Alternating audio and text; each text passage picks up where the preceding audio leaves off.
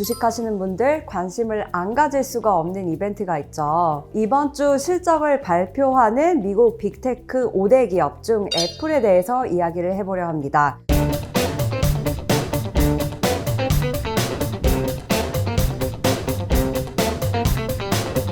최근에 마이크로소프트의 시총 1위 자리를 내어주는 등 주가가 갈팡질팡하고 있어서 이전에도 우리가 애플을 한번 다룬 적이 있는데요. 여러분들 온라인 커뮤니티에서 이 곧잘 떠도는 이 영화 포레스트 검프 짤 다들 한 번쯤은 보셨을 겁니다.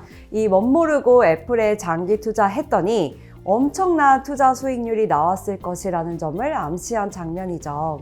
제 주변에서도 미국 주식을 시작한 사람들의 첫 번째 매수 종목이 대부분은 애플이더라고요. 이 오마하의 현인으로 불리는 워런 버핏 회장이 이끄는 버크셔 해서웨이의 주식 포트폴리오 1위 구성 종목도 바로 애플입니다. 이 개별 종목 중에서는 애플이 미국 주식의 대명사처럼 되었으니까 계속 적립식 장기 투자를 하면 되지 않을까 하는 분들이 많습니다. 그런데 또 생각해보면 이 10년이면 금수강산이 바뀌고 또 오늘의 대장주가 내일의 대장주가 되란 법은 없는 거죠. 일례로 1990년대 초반까지만 해도 미국 뉴욕 증시 시총 1위는 바로 IBM이었습니다. 하지만 지금 IBM은 매그니피센트 7 종목에도 들지 못하고 있어요. 자, 이 애플이나 테슬라처럼 투자자들이 많은 종목은 조금 부정적인 이야기를 하면 조회수나 구독자가 잘 안 나옵니다.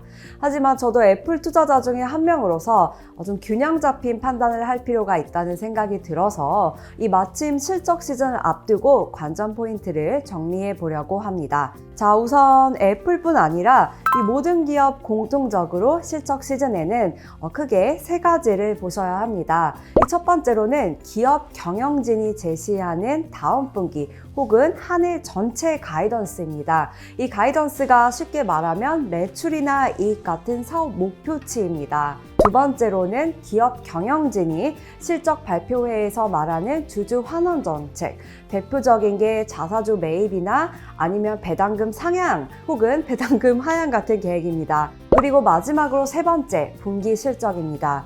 이 사실 분기 실적은 가장 최근의 과거 실적이죠. 한마디로 이번 주에 발표되는 애플 실적은 회계연도 명칭은 다르지만 사실상 작년 4분기 실적입니다. 이 뉴욕 증시 본거래 이외에 이 프리마켓이나 애프터마켓에서 투자하시는 분들은 잘 아실 텐데요. 기업들이 보통 본거래 마감 직후에 혹은 개장 직전에 실적을 발표를 합니다. 그런데 이 실적 발표 직후에서 주가가 굉장히 많이 널뛰는 모습을 볼 수 있어요.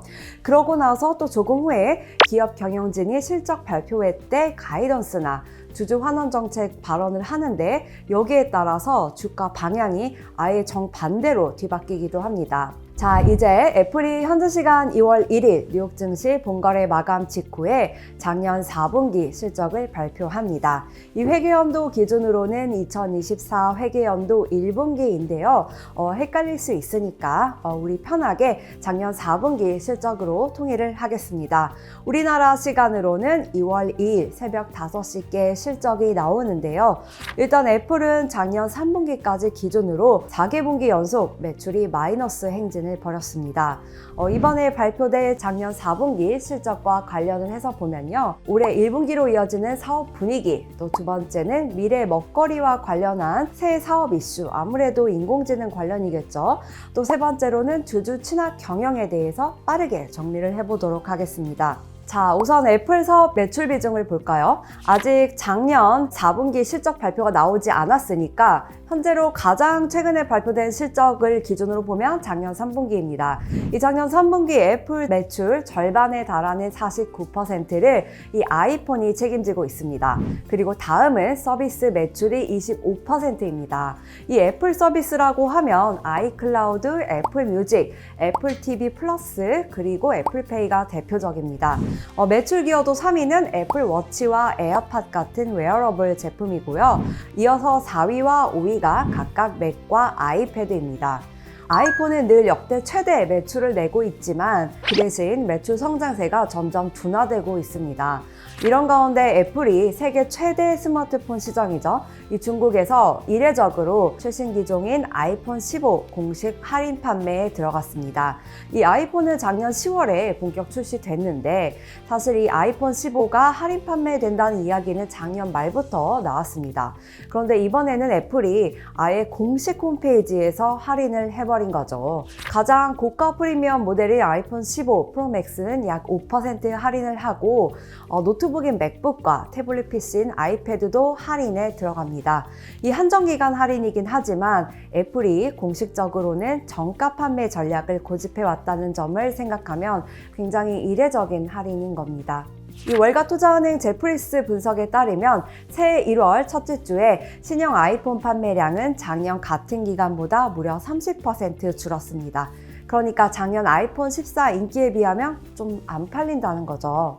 자, 애플은 매출 기여도 2위, 서비스 부문을 키우기 위해서 노력 중입니다. 애플페이, 애플TV, 아이클라우드, 애플뮤직 이런 것들이 있는데요. 우리나라에서는 이제 최근에 애플페이에 교통카드 기능을 도입하기 위해서 파일럿 테스트를 했다는 소식도 나오는 등 여러 가지 관심사가 많습니다. 하지만 당장은 구독 서비스가 눈길을 끄는데요.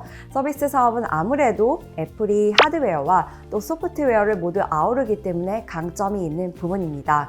주주들에게도 이 부분이 위로가 되는 포인트라고 할 수 있겠죠. 그리고 애플 매출 기여도 3위격인 웨어러블 제품을 볼게요. 이 웨어러블 제품을 대표하는 애플워치 신제품이 최근에 말썽입니다. 애플이 중국 공장에서 생산한 신형 애플워치 시리즈 9과 울트라2 미국 수입이 다시 금지됐습니다. 이 애플이 애플워치 특허권 침해와 관련해서 법정 분쟁에 휘말려 있는데요. 앞서 미국 의료기술업체 마시모가 혈중산소 측정 기술을 개발을 해서 이 특허까지 냈는데 그 와중에 애플이 애플워치에 이 혈중산소 측정 기술 기능을 적용을 해서 신형 제품을 만든 게 문제가 됐습니다. 이 마시모는 애플이 자사 특허권을 침해했다면서 미국 국제무역위원회에 수입 금지 명령을 신청을 했고요. 또 이 위원회가 작년 10월에 애플이 마시모의 특허권을 침해한 것이 맞다고 판단을 해서 이 신형 애플워치 제품들을 미국에 수입할 수 없도록 수입 금지 명령을 내렸었습니다. 애플이 여기에 반발해서 이제 항소를 하기는 했는데 무역위원회가 다시 18일부터 문제의 애플워치 시리즈와 울트라2에 대해서 수입을 금지시켰죠. 이렇게 갈등의 골이 깊어지는 모양입니다. 자, 또 다른 웨어러블 제품 바로 헤드셋인데요. 이 애플이 야심작으로 내어놓는 혼합현실 헤드셋 비전 프로가 2월 2일부터 정식 판매됩니다. 이미 사전 주문을 받고 있는데 이 사전 주문을 받는 시점부터 주요 협력사들이 애플의 등을 돌리는 모양입니다. 이 비전 프로는 애플이 공간 컴퓨터라고 하면서 아이폰만큼이나 경쟁력 있는 콘텐츠 생태계 구축 제품이라고 내세운 제품인데요.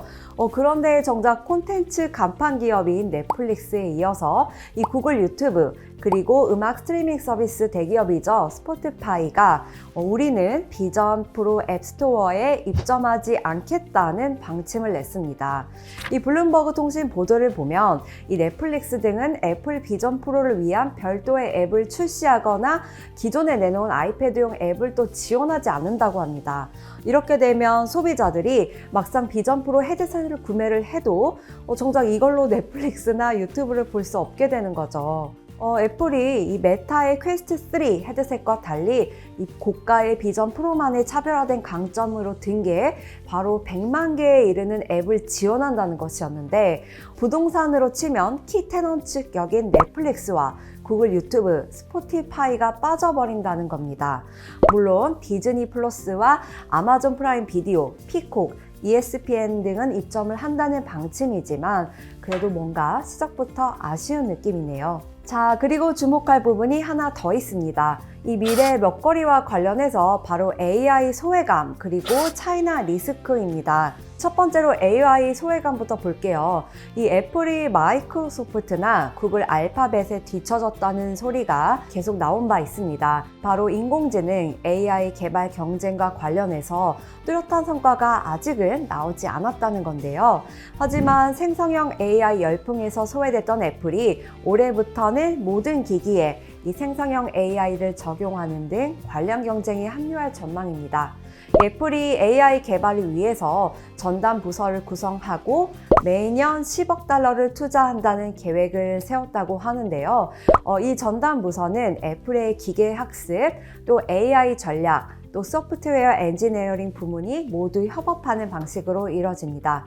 그러니까 올해부터는 이 애플의 AI 호재를 기대할 만한데 과연 경쟁사들에 비해서 얼마나 두각을 드러낼지가 관전 포인트겠죠. 자, 두 번째는 차이나 리스크입니다. 이 애플의 중국 시장 점유율은 이미 빨간불이 켜진 상태죠. 사실 중국 시장에서 애플이 부진한 건 애플이 잘못해서라기보다는 시장 분위기 탓입니다. 우리나라 삼성전자도 작년 하반기 기준 중국 스마트폰 시장에서 점유율이 1%대에 그치는 등 고전을 면치 못하고 있거든요. 특히 화웨이는 미중 갈등 한가운데 선 업체이고 또 중국 공산당 지도부가 암암리에 애플 대항마로 지원하는 기업입니다. 중국은 공산당 국가여서 그런지 외국산 불매 운동과 또 국산 소비 운동을 동원하기도 합니다.